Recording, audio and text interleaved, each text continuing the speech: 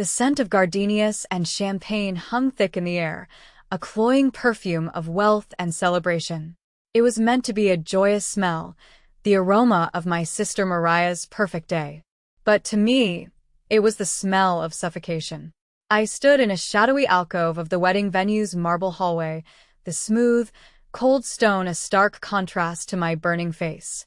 My mother's voice, sharp and venomous, was still echoing in my head. "You're being selfish, Tessa. She deserves this more than you." I stood there, stunned into silence, the weight of her judgment crushing me. It was supposed to be Mariah's special day at the elegant Tampa Bay hotel, a fairy tale wedding for the fairy tale daughter. But here we were, having another family crisis, a tempest in a gilded teacup, with me at its stormy center. All I could feel was the familiar burn of embarrassment and the cold, hard realization that no matter what I did, in my family's eyes, I would always be less. My name is Tessa Whitlow. I'm 26 years old, and I have spent my entire life being the afterthought in my own family. My sister, Mariah, was the sun around which our family galaxy revolved. She was the golden child, a living echo of my mother, Doreen, who had been a beauty pageant winner in her youth. Crowned Miss Citrus County in 1985, my mother never let us forget it. The faded photographs of her in sparkly gowns and rhinestone tiaras still decorated our family room mantel, constant reminders of her glory days. It was a success she had spent the last 24 years trying to relive through Mariah. And why wouldn't she? Mariah inherited our mother's striking features, the same cascade of honey blonde hair, the same startlingly blue eyes, the same natural charisma that drew people in like moths to a flame. Mariah could do no wrong. Her laughter was music, her tears were a tragedy, her every whim was a command. I, on the other hand, had inherited my father's quiet demeanor and, in my mother's opinion, his unremarkable appearance. My hair was a plain, straight brown, my eyes a simple hazel. I was the practical one, the responsible one, the one who was always there but never truly seen. While Mariah received dance lessons, modeling classes, and designer clothes, I was told to focus on practical skills like cooking and cleaning. When Mariah wanted to quit her part-time job at 16 because it interfered with her social life, my parents supported her decision without a second thought. When I asked for help with college tuition, they suggested I take out loans and build character through hard work. Growing up in the Whitlow household meant learning early that love came with conditions, and I, it seemed, could never meet them. The only person who ever made me feel valued, who ever saw me for who I was Grandma Helen. Every weekend from the time I was 12, I would take the bus to her antique shop in Sarasota. It was my sanctuary. The shop, Helen's Treasures, was a cluttered, magical world of forgotten stories. The air smelled of old paper, lemon polish, and the faint, sweet scent of the tea my grandmother was always brewing. She taught me everything. She taught me how to identify genuine Victorian jewelry by the cut of the stones and the style of the clasp. She taught me how to restore damaged furniture, the patient art of sanding, staining, and bringing life back to forgotten wood. She taught me how to spot the valuable pieces that others might overlook, the hidden beauty in the chipped and the worn. "You have a good eye, Tessa," she used to say, her own eyes, a warm and crinkled brown, watching me as I carefully examined a porcelain figurine or an old, cracked painting. "You see the value in things that others dismiss.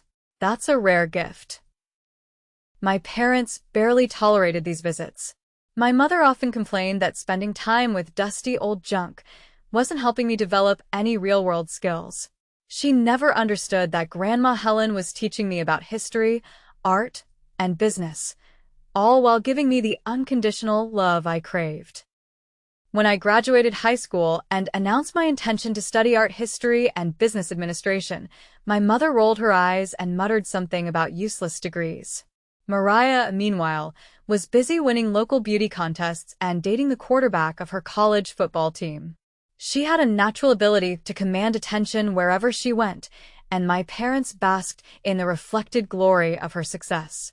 They attended every pageant, every social event, every moment that showcased their beautiful, perfect daughter.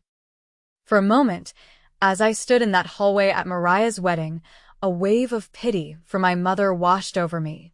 She had pinned all her hopes, all her unfulfilled dreams, onto Mariah. And now, this wedding was the ultimate culmination of that ambition. The problem was, they had financed this dream on a foundation of debt, assuming Grandma Helen's inheritance would be their safety net. They were wrong. 3 months ago, when Grandma Helen passed away from cancer, I had been quietly managing the antique shop she left me, along with her house in Sarasota and a surprising portfolio of real estate investments. For 3 months, I had been navigating my grief and the sudden, overwhelming responsibility of her estate. And for 3 months, my parents had made it clear they thought the inheritance should have gone to Mariah instead. When I finally tried to explain that this was Grandma's decision, not mine, my mother shut me down, treating me like some ungrateful child looking for attention. That's what led us to this moment. The wedding reception was in full swing just beyond the ballroom doors. Mariah looked radiant in her ivory silk gown, a vision of bridal perfection, surrounded by 200 guests who hung on her every word. I had tried to blend into the background, nursing a glass of sparkling cider and watching my sister dance with her new husband, Trevor. For a fleeting moment, I had allowed myself to feel happy for her. She truly did look beautiful, and Trevor, a handsome, successful architect, seemed to adore her. But that peace didn't last long. My mother had cornered me near the restroom, her face flushed with a mixture of anger and champagne. Behind her, I could see my father, Gary, standing with his arms crossed, his expression unreadable. He rarely spoke during these confrontations, but his silence always felt like a heavy blanket of agreement with whatever venom my mother was spewing. "This is ridiculous," my mother had continued, her voice dripping with frustration. "Helen must have been confused when she wrote that will. There's no way she meant for you to inherit everything while Mariah gets nothing." I felt my heart sink as I realized this wasn't going to be a quiet conversation. Other guests were starting to notice the commotion, their heads turning toward us with curious expressions. The last thing I wanted was to cause a scene at Mariah's wedding, but it seemed like that choice was being taken away from me. I felt my heart sink as I realized this wasn't going to be a quiet conversation. I'd thought, a knot tightening in my stomach. The familiar feeling of dread, of being backed into a corner by my own family, was overwhelming. "Mom, this isn't the time or the place," I whispered, my voice barely audible over the distant thrum of the wedding band. I tried to step around her, to escape back into the anonymous swirl of the reception. She blocked my path, her eyes narrowing. "Oh no. We are settling this now. "We're your family, Tessa. You owe us." "Owe you for what?" The question slipped out, sharper than I intended. "For everything. For raising you. For putting up with your peculiarities," she sputtered, gesturing vaguely as if my entire existence was an inconvenience. "Mariah is starting a new life. She and Trevor are looking to buy a house. This wedding, do you have any idea how much this wedding cost?" The admission hung in the air between us, heavy and foul. So that was what this was really about. They had overspent on Mariah's wedding, a grand spectacle to impress their friends and neighbors, and were now hoping to recoup their losses from my inheritance. "That was your choice," I said, my voice gaining a sliver of strength. "Grandma Helen's estate has nothing to do with your financial decisions." "Everything in this family affects this family," my mother shot back, her voice rising. "You don't get to just take what you want and ignore everyone else's needs." "I'm not taking anything," I replied, my own voice growing stronger. "I'm keeping what was freely given to me by someone who loved me." "Love." My mother laughed, a bitter, ugly sound that didn't belong in the perfumed hallway. "Helen didn't love anyone but herself. And apparently, she passed that trait on to you." I felt the last thread of my patience snap. "You know what, Mom? You're right. I am being selfish. I'm selfishly choosing to honor my grandmother's wishes instead of funding your mistakes." Her eyes narrowed dangerously. "You're going to regret this, Tessa. Mark my words."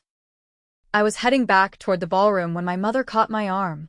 Her grip was surprisingly strong for someone in her late 50s.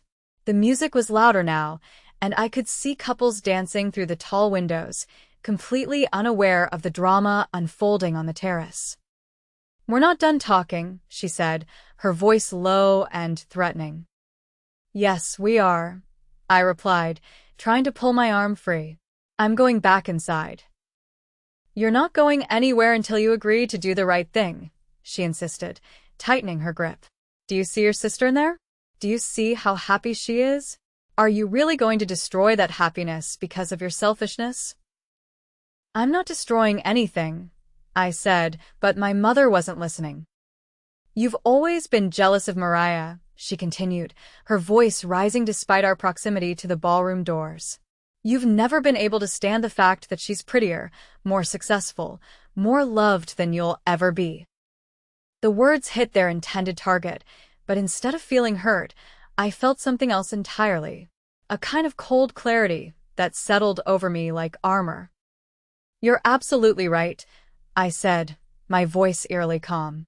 "I'll never be as pretty as Mariah. I'll never win beauty contests or charm everyone I meet. But you know what I will be? I'll be the granddaughter who honored her grandmother's wishes. I'll be the person who built something meaningful with the gifts I was given. And I'll be free of this family's toxic expectations." My mother's eyes flashed with rage. How dare you? "How dare I what?" I cut her off. "Tell the truth? Face reality? Accept that you'll never love me the way you love her. You ungrateful." But before she could finish the sentence, her hand flew up and connected with my cheek in a sharp, stinging slap that echoed across the terrace. The silence that followed was deafening. Through the ballroom windows, I could see that several guests had noticed the commotion and were staring in our direction.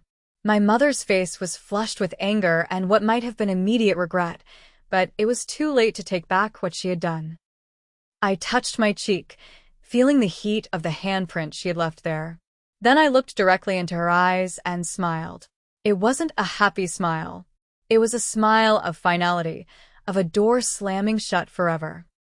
"Thank you," I said quietly. "Thank you for what?" my mother asked, confusion replacing the anger in her voice. "For showing me exactly who you really are," I replied, my smile growing wider. "For 26 years, I kept making excuses for you. I told myself that maybe you did love me, just differently. Maybe you showed favoritism because Mariah needed more attention. Maybe if I just tried harder, worked harder, achieved more, you'd finally see my worth." I took a step back, putting distance between us. "But this slapping me at my sister's wedding because I won't give you money that isn't yours, this finally gave me the clarity I needed." My mother's face had gone pale. "Tessa, I didn't mean to." "Yes, you did," I interrupted. "You meant every word you said, and you meant that slap. And I'm grateful, because now I know exactly where I stand." I could see my father approaching through the ballroom doors, probably wondering what was taking so long. Behind him, Mariah was visible on the dance floor, spinning in Trevor's arms, completely oblivious to the scene unfolding outside. "I want you to know something," I continued, my voice steady and clear. "Grandma Helen didn't leave me her estate because she was confused or manipulated. She left it to me because she knew I was the only one who would truly appreciate what she had built. She knew I would honor her memory, not just cash out and buy designer handbags." My father reached us just as I was finishing. "What's going on out here?" he asked, looking between my mother's stricken face and my oddly serene expression. "Mom was just giving me some final advice about family loyalty," I said, and I was thanking her for the education. I looked at both of my parents, memorizing their faces one last time. "Enjoy the rest of the wedding. I hope it was worth everything you spent on it." Then I turned and walked away, leaving them standing on the terrace as I headed not back into the ballroom, but toward the hotel's main exit. Behind me, I could hear my mother calling my name, but I didn't look back. I had finally found the strength to walk away from people who would never value me, and it felt like the first breath of air after drowning. The wedding ceremony itself was beautiful, I had to admit. The Tampa Bay Hotel's grand ballroom was decorated with thousands of white roses and twinkling lights. Mariah looked stunning as she walked down the aisle, her smile radiant as she approached Trevor at the altar. For a moment, I allowed myself to forget about our earlier confrontation and simply be happy for my sister. I sat in the third row, wearing a navy blue dress I had bought specifically for the occasion.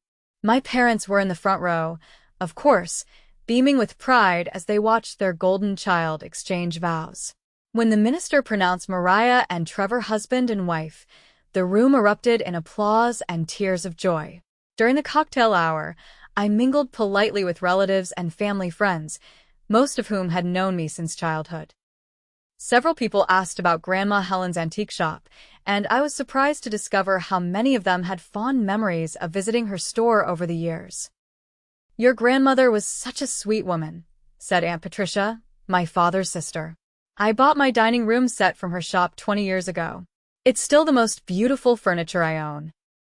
"She had such an eye for quality," added Uncle Robert. "I remember her telling me stories about the history of different pieces. She could trace the provenance of a chair back 3 generations." These conversations reminded me why I felt so protective of Grandma Helen's legacy. She hadn't just been running a business, she had been preserving history and helping people find beauty in their homes. As the evening progressed, I noticed my mother watching me from across the room. Every time I laughed or engaged in conversation with other guests, her expression grew more pinched. I realized she was probably worried that I was telling people about our family dispute. The truth was, I hadn't mentioned the inheritance situation to anyone. This was Mariah's day, and despite everything that had happened between us, I wasn't going to ruin it for her.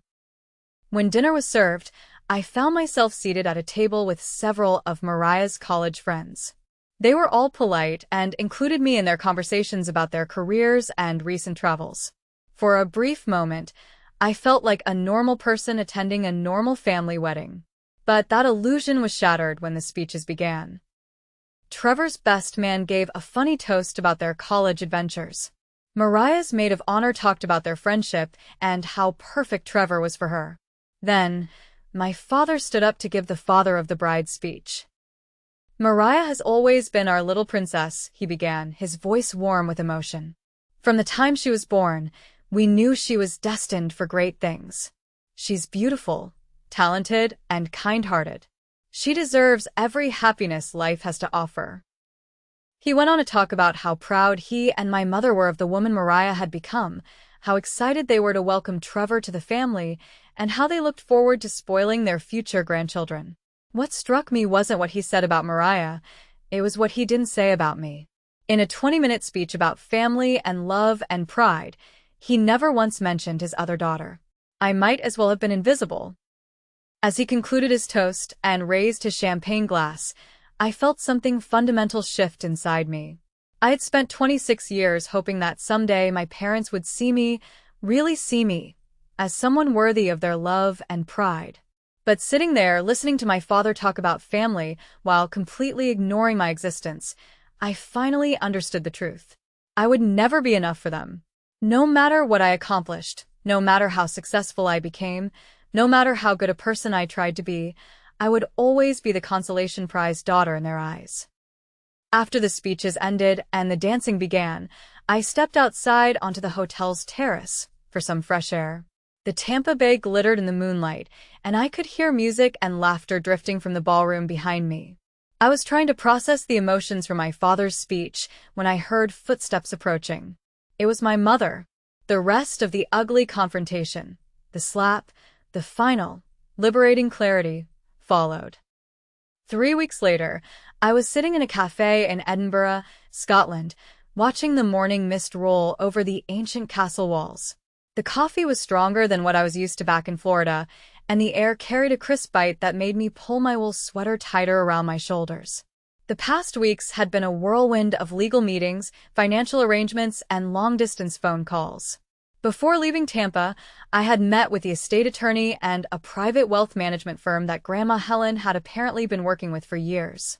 It turned out that her modest lifestyle had hidden a much larger fortune than any of us had realized. The antique shop was now being managed by Eleanor Morrison, a former colleague of Grandma Helen's who understood both the business and the historical significance of the inventory. The rental properties were generating steady income through a professional management company. And the stock portfolio, well, that had grown substantially since Grandma Helen's passing. I pulled out my phone and reread the message I had received from my lawyer that morning. Certified letters delivered to all family members as requested. Your instructions have been carried out exactly as specified. Those letters contained a simple message. Any future contact attempts would be forwarded to my legal team. All inheritance claims had been permanently resolved in my favor, and I was pursuing a complete separation from the Whitlow family. I had also included a statement that any attempts to contest the estate further would result in a countersuit for harassment and emotional distress. My phone buzzed with another message.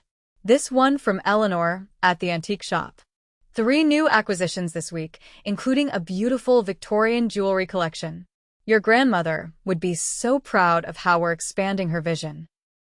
I smiled, thinking about how Grandma Helen had always talked about traveling to Scotland someday. She had been fascinated by Scottish history and had collected several pieces of Highland pottery over the years. Now I was here, living the adventure she had only dreamed of. The apartment I was renting overlooked the Royal Mile, and I had already enrolled in a graduate program at the University of Edinburgh to study art history and museum curation. For the first time in my life, I was making decisions based entirely on what I wanted, not what my family expected of me. As I sat there planning my day, which would include visits to several antique dealers and a tour of the National Museum of Scotland, I realized I hadn't thought about my family's reaction to my departure in over a week.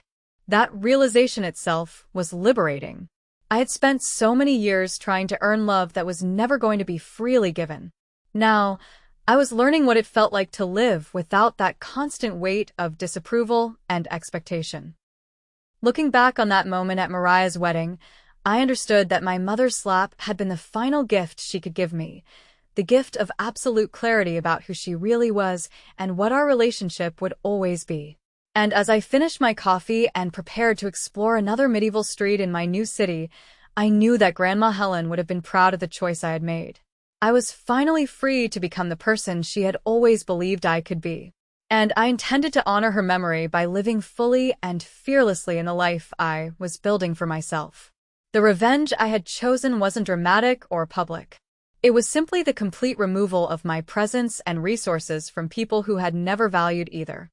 Sometimes, the most powerful thing you can do is walk away and never look back, carrying with you only the lessons learned and the strength gained from surviving those who never truly saw your worth.